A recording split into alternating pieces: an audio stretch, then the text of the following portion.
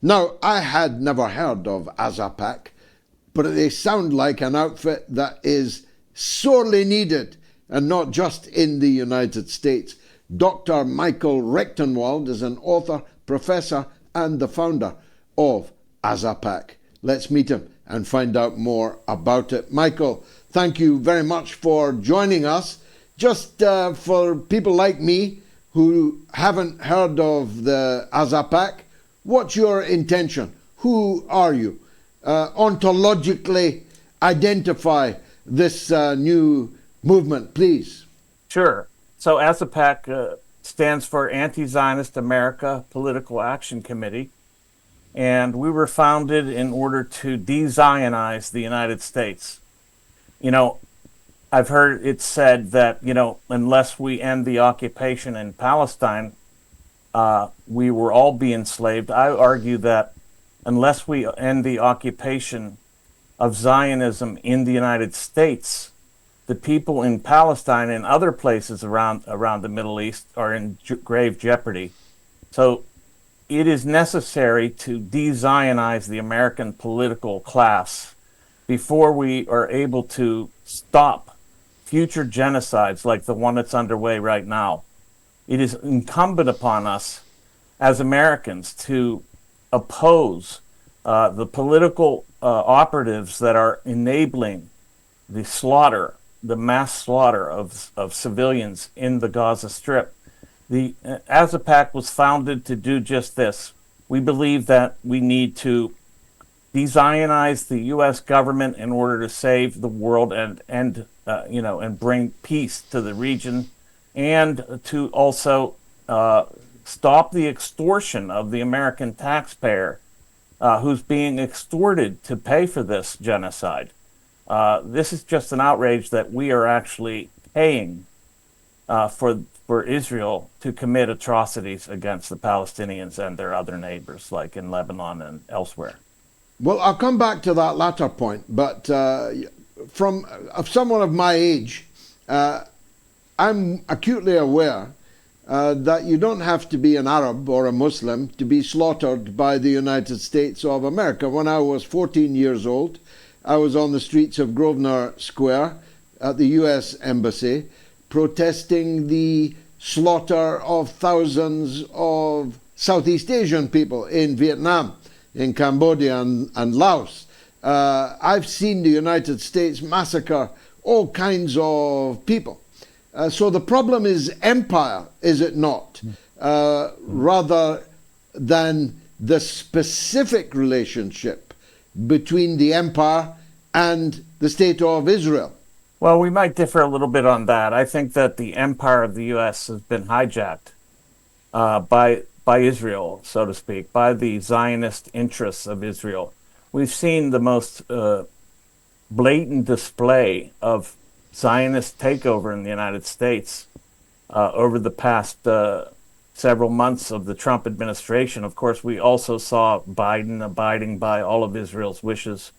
But now with Trump administration, it is blatantly in our faces that this government serves Israel. We're doing all these things at the behest of Israel, like we did in Iraq, like we did in Syria, like we did in Libya. All of this is done at the behest of Israel. So the United States is an empire, but I look at it as more like the military arm of the Israeli empire, in the sense that Zionism is running this country, and likewise we need to get rid of it. I understand very well, and I am old enough to know this too. We're probably very much the same age. I was also very opposed to the Vietnam War as a 9-year-old kid.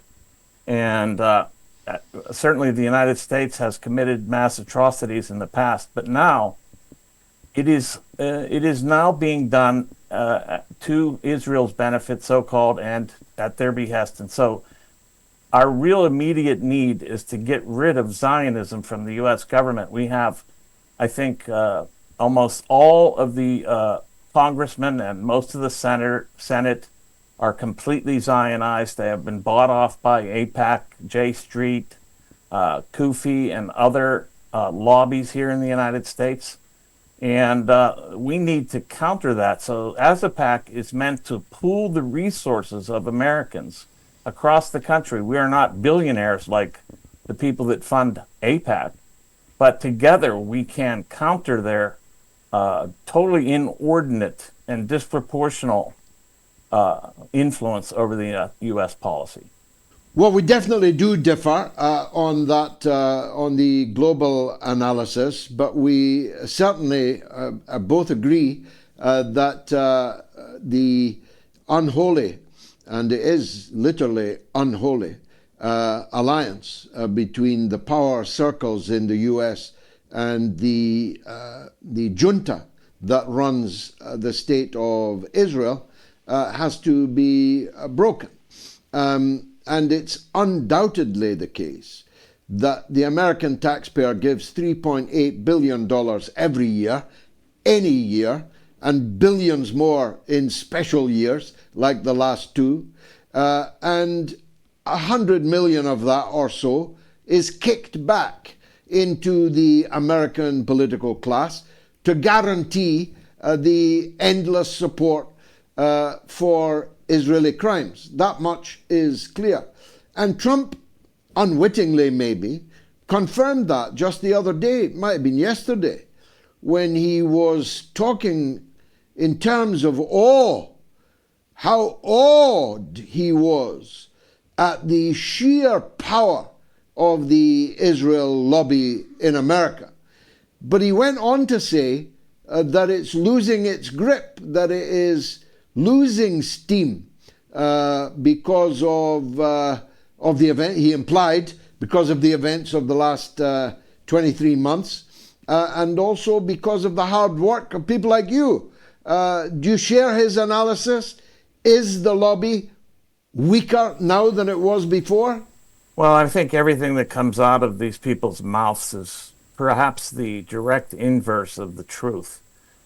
Basically, that's how they undertake their Hasbara, and I think Trump is no less a Hasbarist as anybody in Israel. So I don't believe anything that he says, and I think, no, what we've seen in the United States, especially with his ascendancy the second time here, is a complete outsourcing of U.S. political decision-making to Israel and Netanyahu and the whole plan over there. So I think we're looking at a kind of a deception on Trump's part to make it look like Israel's losing its grip, when in fact its grip is tightened like never before.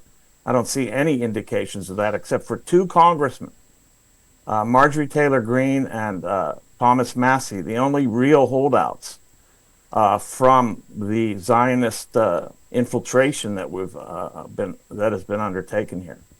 On the Hill, yes, but in the broader context, people like Bannon, people like Tucker Carlson, both of whom were, until a couple of years ago, fanatic supporters of Israel, are now very, very much not. Candace Owens, another one. In the cultural sphere, and if politics is the downstream of culture, Israel's lost a lot of ground, surely. Yes, absolutely. I think that's true. What I'm saying is that the United States citizenry is more and more opposed to the crimes that Israel's committing. We see this, and it is getting a lot of voice in such people as Candace Owens and Tucker Carlson and a whole host of others. There's a disconnect between the public will, the political will of the majority, I believe it's now a majority, and the political class that keeps acting on Israel at Israel's behest and to their service.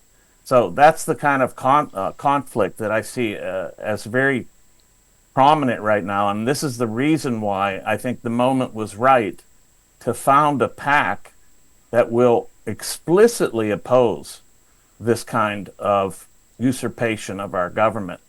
And that's exactly what I intended to do with this PAC, and that's what we're up to right now. And how's it going, Doctor? So far, so good.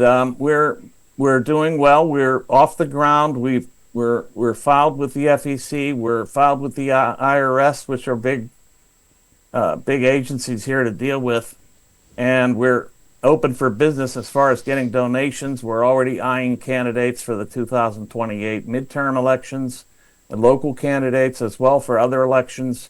We're going to be ready to start funding anti-Zionist or non-Zionist candidates, those who refuse to take money from AIPAC or the other Israeli lobbies and refuse or do not have dual loyalties or dual citizenship or anything like this.